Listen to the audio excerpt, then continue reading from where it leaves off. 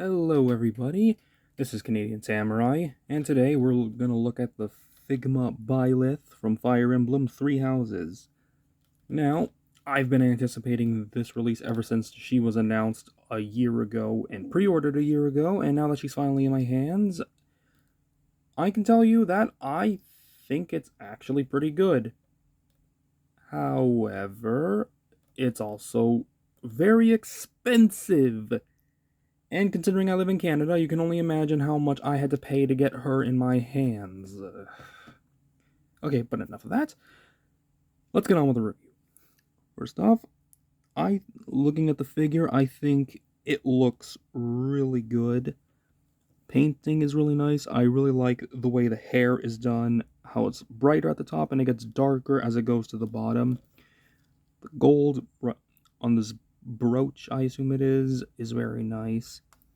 The only thing I don't really like are the leggings, but I mean, if we're going, this is a standard action figure. It's not like a high quality statue, so I can kind of understand why they look It's a much more simpler paint, considering that they're supposed to be like semi see through leggings. The boots are very nice and glossy. The armor is nice and shiny. The face looks really good. And the jacket in the back, I think it's painted well enough.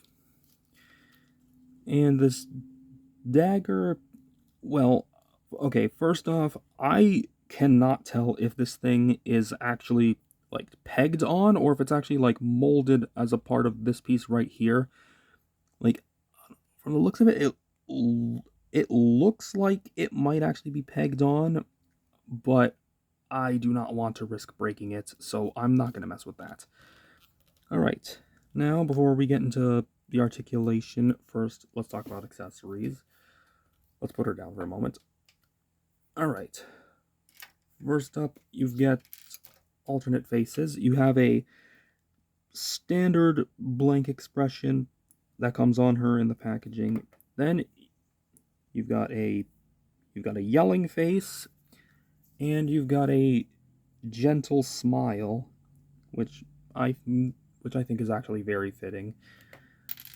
And as for hands, she comes with two fists, and you get two open hands, and you get two hands for holding things. Now, the ones on the bottom, the smaller ones, are meant for her sword, which I'll show you in a minute, and the one with the bigger hole on the box is actually, if you can see on the box, it's meant for holding this axe that comes with the Figma Edelgard, which I do have. I'll show that in a minute. So this is technically because Byleth can actually wield these weapons. So let me just take it off the Figma Edelgard right now. I got it. Okay. So you have this. So the small one, as you can see, too big, but it fits very nicely. It's very nice and snug into the bigger one. That just plugs in like that. And rejoice, if you're buying this for the Smash collection and you just happen to have Figma Edelgard, you can have her down special with this big axe swing. This axe is very nice and articulated as well. But I'm not here to review Figma Edelgard. But I will bring her out for a comparison. Let's just put this back aside for a moment. Now, her next accessory, she comes with the Sword of the Creator. It is a little simple looking. There is painted detail on there, which is nice. But if you know the game, you know that this is like made of bones. So it definitely does look, with the paint and everything, it definitely does look like bones. Now, to get it on her hand, this, I believe it's called a pommel. This just pops off like that, be careful. You really do not want to snap that peg. So keep in mind. And next, you get this swooshy version of it. You see the sword extends, it's on fire, it's arced like that so that you can actually pose it like she's swinging it. Now, it of course is going to be too heavy, so there's a small little hole right there, and you get an extra arm. Now, pay attention, you have a larger peg on one end, the smaller one on the other. The smaller one is meant for this. That plugs in at the end, and it is meant to plug into the stand. Now she comes with a larger. She does come with this larger honeycomb shaped stand, and you get an extension piece for the stand. I assume that is because her large jacket. And lastly, you get a replacement wrist joint in case you lose yours or it breaks.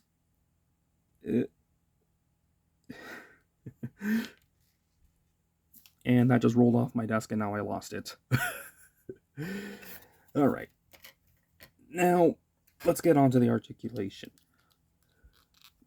First off, let's start with the head. The head, you have the ball hinge. You have the ball that goes into the ball goes inwards into the back of the head, and the peg goes into the neck. So it actually sort of extends a little bit when you use it. As you can see, focus. That's actually so that you can help get better articulation. Head can move and roll all around. The back of her hair, actually, there is a hinge on this bottom piece, so if you want to get her to look up, then that certainly helps. Unfortunately, doing so, you force it, you extend her neck, and it just does not look very good. So you're going to want to push it back down, and I guess maybe bend her a bit backwards a little bit more if you want her to look up more. And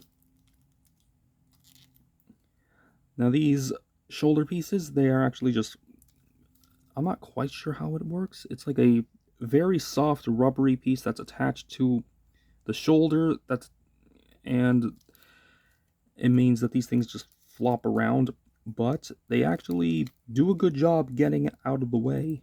You can get the arm all the way up, you can get it forward, and you can just mess with it to get it to look great. Now, she even has a butterfly joint. You pull on that, and you can help get the arm all the way across.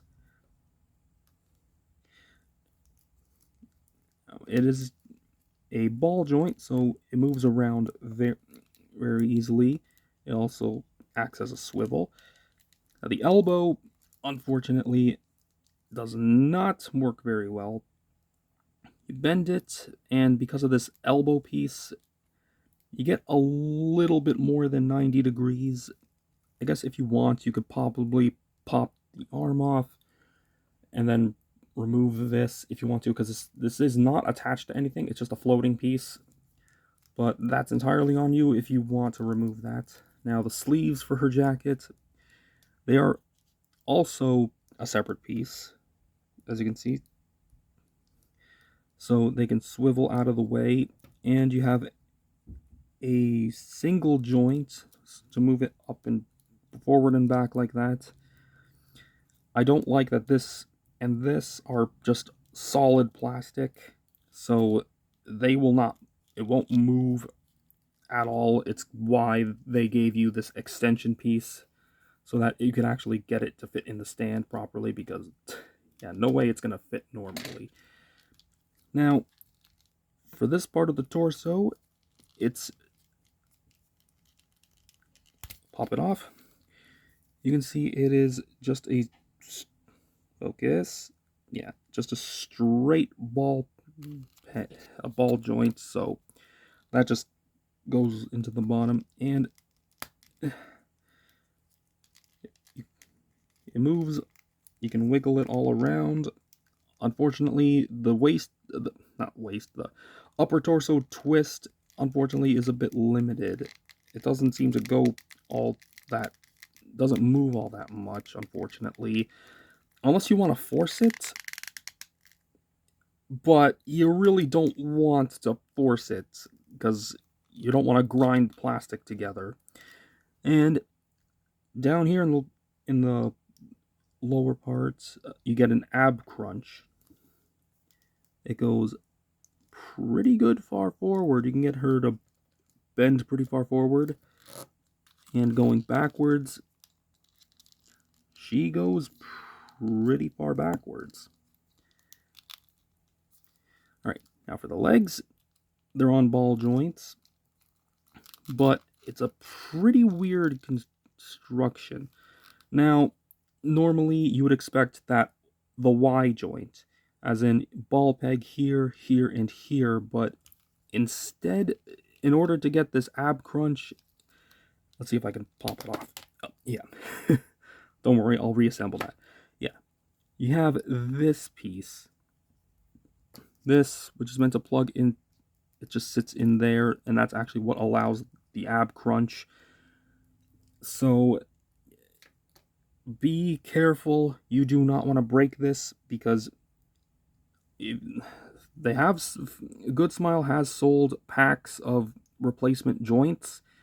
They did not ever give a replacement joint for this, so if you break that, you're pretty much, well, yeah, you're screwed. Alright, I put her back together now. Alright, now for the legs, as you saw, it is a ball joint, so the leg kicks pretty far forward, and going back, unfortunately, she can't do that because this is a hard piece. It only goes back a little bit. That's kind of that is a shame. So not as bad as that Figma Tears of the Kingdom Zelda. Now, this is also a separate piece, so when bending the knee, it's a single joint. Range is actually pretty good. And because this is a separate joint, it's not a floating piece like this. It actually is connected to the leg, so you can actually move it up and down if you want, in case you just want to hide the joint. And you have the regular ankle joint, but because, as you can see, she's wearing these high heels, you're gonna have to finagle it a lot if you want to get it just in the right position for an ankle rocker. But it's annoying, but it is not impossible, thankfully. Going back does not go very far back. Goes a decent amount forward. And then you've got a toe hinge. Yeah, I think it looks pretty alright. Okay. And now, and for comparison, here she is next to the Figma Edelgard. It might seem like Edelgard is taller, but she's actually on a stand. So, I'd say they're about the same height. And another Fire Emblem figure. Here we have Corrin, to which she just seems to be maybe just a little bit taller than she is. So, overall, I do think she's a good figure. I give it a thumbs up. But unfortunately, for the price, given that how expensive she is, especially if you're dealing with shipping and especially tariffs, it does become a bit of a hard sell. If you've got the money to spare, then I say absolutely go for it. If you're on the fence, then maybe wait until you have a little bit more extra money before you spend it all on an expensive import figure. Alright. This is Canadian Samurai. I'll see you next time.